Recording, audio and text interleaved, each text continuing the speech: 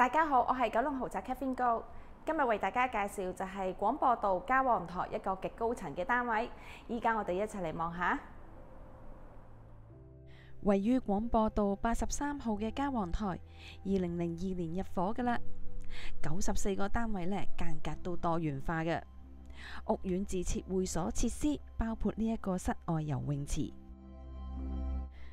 今日為大家介紹呢一個極高層嘅單位，實用面積1764尺。入門口呢，已經係見到呢一個 L 型嘅飯客廳，面積呢都相當闊落嘅。飯客廳分明，客廳嗰度就擺咗個電視地櫃，已經係預計到係可以擺放一個幾巨型嘅梳化噶啦。客廳對出就係單位嘅露台。依家從呢一個露台望到出去呢，基本上成個九龍區嘅版圖都俾你望晒。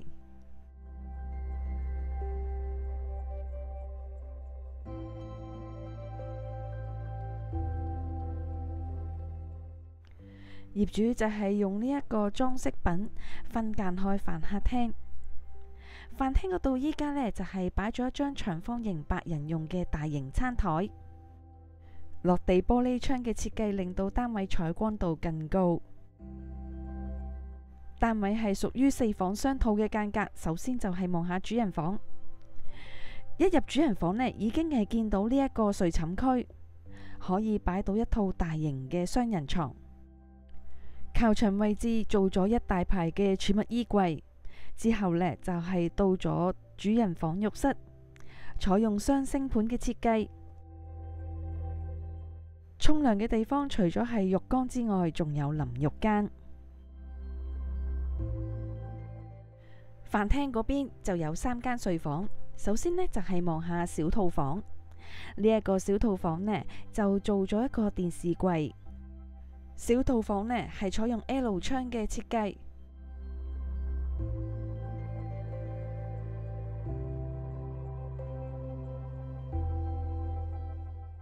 小套房浴室有窗，沖涼嘅位置依家改咗用企缸。第一間客房就係打造成一個純書房嘅設計。另外一間呢，就係小朋友房啦，分開2部分。第一部分呢，就係擺咗張單人床，另外一邊呢，就擺咗個 L 型嘅書台同埋入場衣櫃。